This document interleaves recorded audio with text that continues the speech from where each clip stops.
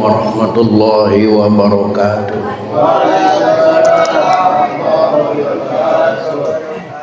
Alhamdulillahi rabbil alamin, wassalatu wassalamu ala asyrafil anbiya'i wal mursalin Sayyidina Muhammadin wa ala alihi wa ashabihi ajma'in. La hawla wa la quwwata illa billahil aliyyil azim, amma ba'da. Qad qala ta'ala bi ayatihil karim.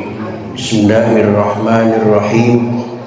Ara'aital ladzi yukadzibu bid-din wa dzalikal ladzi yad'ul yatim wa la yahuddu 'ala ta'amil miskin ila akhir surah. Shadaqallahul adzim.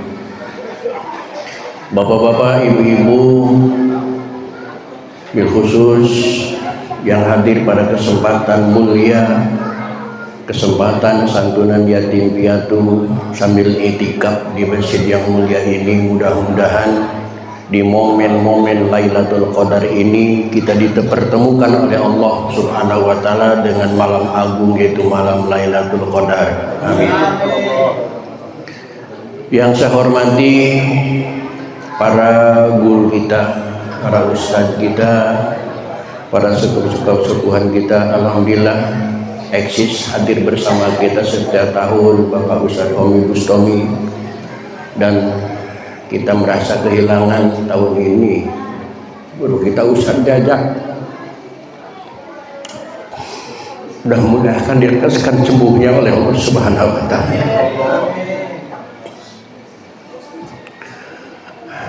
Para ketua RT 04, 05, 06, 012, 13 dan 14, alhamdulillah kalian sudah bisa kolaborasi dengan para ustadz, para ulama, sehingga kita bersatu di masjid ini dalam rangka menunaikan tugas dari Rasulullah menyantuni anak yatim piatu. Mudah-mudahan langkah dan perjuangan kita mendapat ridha dari Allah Subhanahu wa taala. Amin. Yang saya cintai anak yatim piatu, mudah-mudahan kalian diberikan ketabahan, kesabaran oleh Allah Subhanahu wa taala. Yang saya banggakan Ketua Santunan Yatim Piatu Bapak Mulyanto, alhamdulillah tidak bosan-bosan setiap tahun mengurus, merawat, kata Pak Omi tadi, sekaligus menjaga anak yatim piatu. Mudah-mudahan sesuai dengan apa yang disampaikan oleh Ketua RT 13 tadi, menjadi sahabat Lubabah dan Sabi di akhirat nanti. Ketua DKM Masjid Jami Al-Munawwaroh Adinda Hasbi Febrian, alhamdulillah, yang juga tidak bosan-bosan dengan ketabahannya, dengan kesabarannya mengurus masjid, mengurus umat, mengurus kita semuanya. Mudah-mudahan semuanya dicatat amal ibadah oleh Allah Subhanahu wa taala. Amin. Puji dan syukur mari kita panjatkan kehadirat Allah, salawat dan salam mari kita tersanjungkan ke haribat Rasulullah Muhammad sallallahu alaihi wasallam. Hadirin rahimakumullah. Malam ini saya sedang menikmati kesuksesan Al-Munawwaroh, alhamdulillah. Di tahun-tahun ini, tahun-tahun belakangan ini, remaja-remaja Al-Munawwaroh mulai bangkit semuanya, alhamdulillah. Kata Pak Omi tadi, alhamdulillah santunan yatim piatu, mungkin Pak Omi sudah menghadiri di berbagai macam tempat santunan yatim piatu, tapi Al-Munawwaroh sampai sekarang alhamdulillah paling besar mengadakan santunan untuk yatim piatu. Remaja-remaja Al-Munawwaroh alhamdulillah yang tahun-tahun kemarin bertindak sebagai Bilal, alhamdulillah sekarang sudah naik menjadi imam. Dan insya Allah Pak Omi doakan nanti tahun-tahun depan akan kita cetak khatib-khatib yang keluar dari Al-Munawwaroh. Hadirin kaum muslimin rahimakumullah. Atas dasar janji Rasulullah sallallahu alaihi wasallam, menyantuni yatim piatu adalah jalan tol, jalan pintas untuk menuju surganya Allah Subhanahu wa taala. Termasuk dalam satu hadis, salasun, ada 3 amalan, ada 3 perbuatan Ada 3 amaliyah. Man kunna fi, siapa di antara kita mampu melakukan ketiganya, maka jaminannya yang pertama, hasabahullahu hisaban yasira, Allah akan menghisab kita dengan hisaban yang dipermudah oleh Allah. Apa bentuknya hisaban yang dipermudah oleh Allah Subhanahu wa taala? Lihat janji Allah di dalam Al-Qur'an. Bismillahirrahmanirrahim. Fa amman utiya kitabahu biyaminihi fasawfa yuhasabu hisaban yasira wa yanqalibu ila ahlihi masrur. Yang artinya siapapun orangnya yang diberikan catatan oleh Allah dari sebelah kanannya, maka orang itu akan dihisab oleh Allah dengan hisaban yang dipermudah. Akhirnya kena hisaban yang dipermudah, wa yanqalibu ila ahlihi masrura, dia akan kembali menemui keluarganya dalam keadaan riang dan gembira, senang dan bahagia, karena dia sudah resmi menjadi penghuni surganya Allah Subhanahu wa taala. Amin Allahumma. Itu jaminan yang pertama.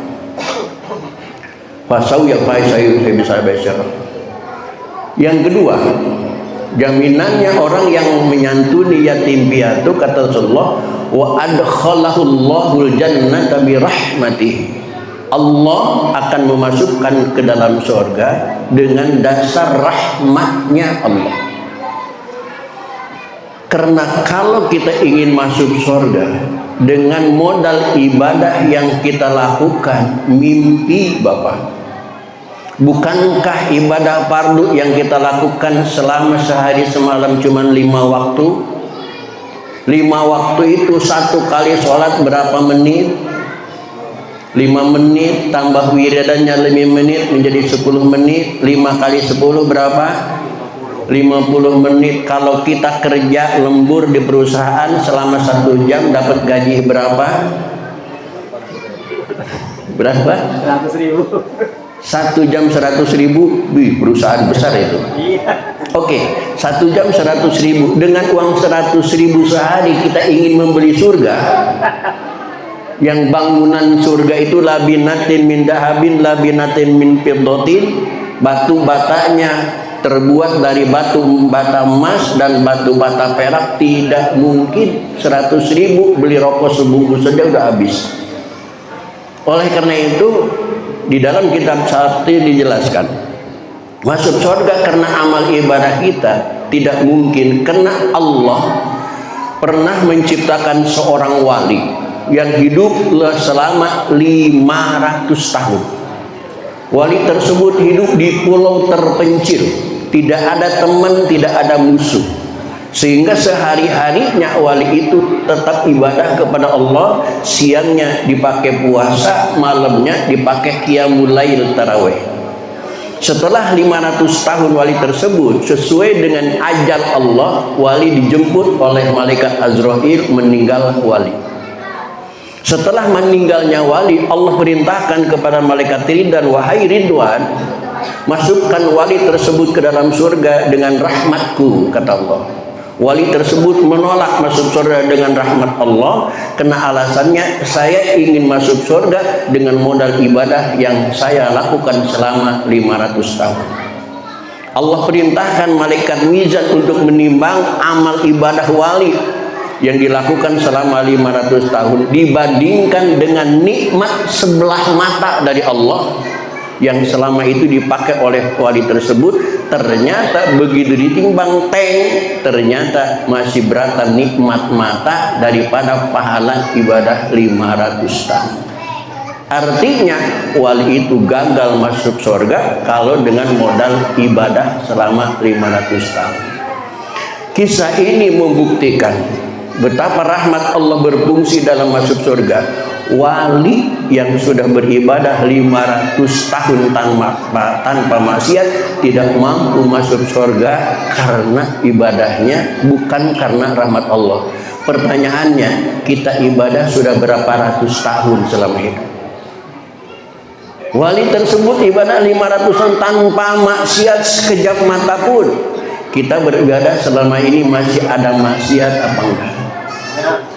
Jangan-jangan STMJ, sholat terus maksiat jalan. Hadirin kaum muslimin rahimakumullah, intinya kita ingin masuk surga dengan ibadah yang kita lakukan mimpi kosong. Kecuali kita melakukan santunan ini masuk dalam jaminan Rasulullah SAW, ada khalaqul jannata bi rahmati, Allah akan memasukkan kita ke dalam surga dengan rahmatnya Allah Subhanahu wa taala. Berbicara tentang rahmatnya Allah, jangankan kita yang menyantuni yatim, jangankan kita yang suka beribadah, jangankan kita yang suka silaturahmi, taklim dan lain sebagainya. Al-Kisah menyebutkan seorang pelacur yang tidak pernah ibadah, tidak pernah wudu, tidak pernah sholat, tidak pernah berbuat baik sama sekali. Satu-satunya perbuatan baik dia adalah pernah memberikan minum seekor anjing yang kehausan lewat sepatu kotornya. Dengan kasih sayang seorang pelacur memberikan minum seekor anjing yang kehausan, dengan itu mendapat rahmat Allah yang akhirnya pelacur dimasukkan ke dalam surganya Allah Subhanahu wa taala. Hadirin kaum muslimin rahimakumullah, cuman ini sebatas kisah, sebatas menjelaskan rahmatnya Allah. Ibu-ibu jangan tertarik, besok saya jadi pelacur saja supaya masuk surga. Udah kedaluarsa, udah nggak laku. Hadirin kaum muslimin rahimakumullah, intinya santunan yatim piatu pada malam ini berharap kita kepada Allah Subhanahu wa taala, mudah-mudahan Allah memasukkan kita ke dalam surga dengan rahmatnya Allah Subhanahu wa taala. Dan kepada adik-adik, ikutin tadi sebagaimana yang dibacakan oleh adik tadi, doa untuk para donatur, doa untuk para kesepuhan dan lain sebagainya. Alhamdulillah, termasuk sambutan sejak dari awal saya duduk di luar mendengar sambutan demi sambutan. Masya Allah, malam ini membuat saya berbunga-bunga, berbahagia. Mudah-mudahan kesuksesan dan kemuliaan Raja Al-Munawwarah tahun depan lebih meningkat lagi, lebih sukses lagi, lebih berhasil lagi. Amin ya Allah ya Rabbal alamin. Allahumma shalli wa sallim ala sayyidina Muhammadin bil awwalin wal akhirin wa barik wa sallim wa radhiyallahu ta'ala an sayyidina sayyidina Rasulillah ajma'in. Amin ya Allah ya Rabbal alamin. Hamdan yuwafi ni'matahu bi mazida. Ya Rabbana lakal hamdu kama yanbaghi li jalali wajhikal karim wa 'azimi sultanik. Allahumma ighfir lana dhunubana wa dhunuba abaina warhamhum kama rabbawna shighara wa li jami'il muslimin wal muslimat wal mu'minin wal mu'minat al ahya'i minhum wal amwat. Allahumma inna nas'aluka ridhaka wal jannah wa na'udzubika min sakhatika wan nar. Allahumma innaka 'afuwwun jawadun karim tuhibbul 'afwa fa'fu 'anna ya karim.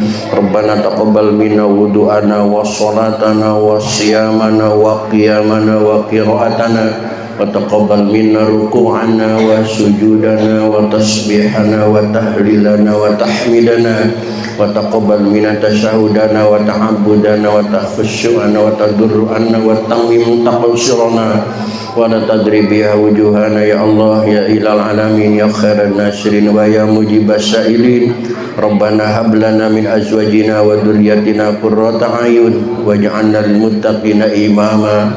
Rabbana atina fid dunya hasanah wa fil akhirati hasanah wa qina adzabannar. Wa sallallahu ala sayyidina Muhammadin nabiyil ummi wa ala alihi wa sahbihi wasallam. Qadika subhana rabbika rabbil izzati amma yasifun wa salamun alal mursalin walhamdulillahi rabbil alamin. Sekian dan demikian, mohon maaf. Assalamualaikum warahmatullahi wabarakatuh.